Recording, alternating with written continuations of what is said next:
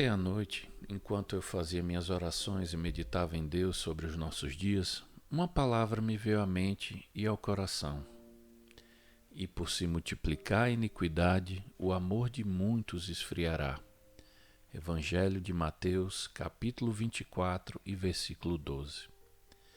É fato que uma marca indelével deste século tem sido não só a falta de amor, mas também os frutos dele: a ira, o ódio, a intolerância e a falta de entendimento entre as pessoas. E pessoalmente lhes digo, nos meus 44 anos de vida, nunca vi um tempo como esse, com tanta raiva no ar e permeando as relações humanas em todos os graus. E até mesmo dentro das igrejas, temos visto o espírito deste século adentrando como se nada fosse, sem causar estranhezas. Da noite para o dia, é como se o amor, que é o maior dom do Espírito Santo, eu gostaria de lembrar, tivesse sido colocado na categoria de item opcional e a prática da vida cristã pudesse existir sem ele. Porém, a chave para o entendimento desse fenômeno está de fato no versículo que primeiro citamos.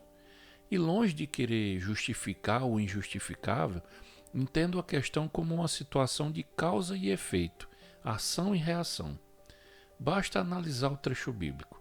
Qual a causa? A multiplicação da iniquidade. E qual é o efeito disso? O esfriamento do amor. É uma situação limite, de cansaço, de desgaste, que conduz a um desânimo e perda de esperança, tendo como fruto um novo posicionamento movido por esses sentimentos. Só que, meus amigos, o desespero nunca foi um bom conselheiro, e nem o versículo respalda essa postura como sendo algo aceitável. Muito pelo contrário. E por isso mesmo, as palavras descritas neste trecho bíblico vêm relacionadas a uma ação proveniente de falsos profetas, conforme nos mostra o versículo 11 de Mateus 24, que antecede a esse que citamos. E assim sendo, por mais que estejamos também imersos na realidade cotidiana deste século e por ela sejamos atingidos indistintamente, devemos lutar para que não soframos o esfriamento do amor, do qual o próprio Jesus nos adverte no Evangelho de Mateus. Sim, pois se trata de uma advertência e não de uma sentença, deixando claro que a intenção de Jesus é nos alertar em tempo para que não caiamos no erro. E acreditem, tem sido muito fácil se entregar a esse esfriamento e tudo mais que advém dele. Ceder à raiva mediante as injustiças e se entregar a um discurso de ódio travestido de moralidade é tão fácil quanto deixar um carro descer ladeira abaixo. É o caminho natural. Difícil mesmo é resistir à tentação e manter o amor aceso, ainda que nos campos não haja recompensa para tal postura e a multiplicação da iniquidade seja o cardápio do dia. Não quero soar, porém, como mais um arauto dos fins dos tempos. Não porque eu tenha a resposta definitiva sobre se estamos ou não vivendo tal momento bíblico da história, mas sim porque o intuito das palavras de Cristo a esse respeito sempre miraram numa advertência para que não caíssemos em armadilhas prontas, das quais podemos e devemos desviar. A intenção de Jesus nunca foi causar alarde ou medo, muito pelo contrário, pois as suas palavras neste sentido sempre foram sobre conservarmos uma postura já adquirida, de vigiarmos para não a perdermos diante de qualquer convite disfarçado, e não para que mudemos de comportamento no último momento, tal como maus servos que apenas mostram serviço quando o patrão está próximo de retornar. Não existem dois tipos de cristianismos, um que adotamos no dia a dia e outro que guardamos para quando percebermos ser iminente o retorno de Jesus.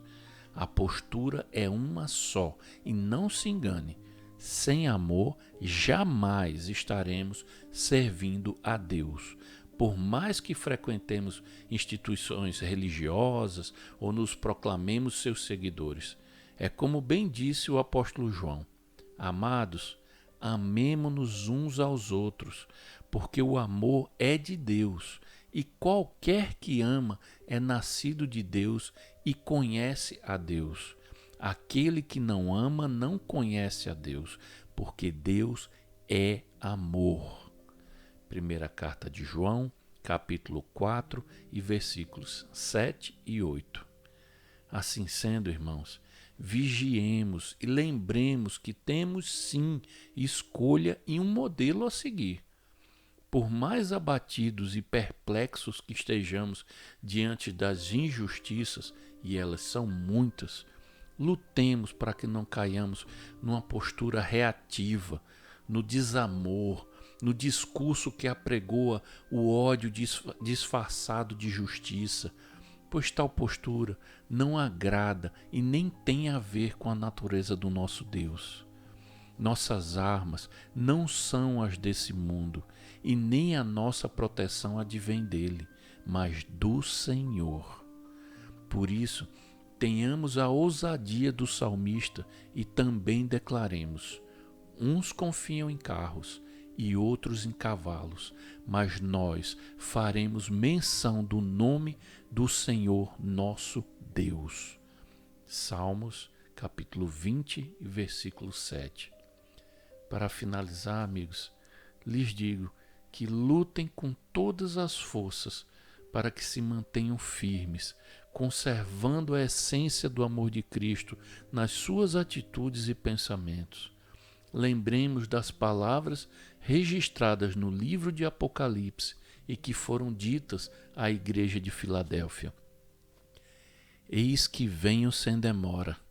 Guarda o que tens, para que ninguém tome a tua coroa. Apocalipse, capítulo 3, versículo 11.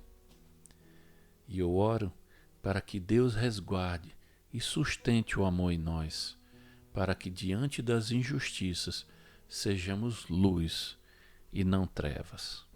Um grande abraço e fiquem com Deus.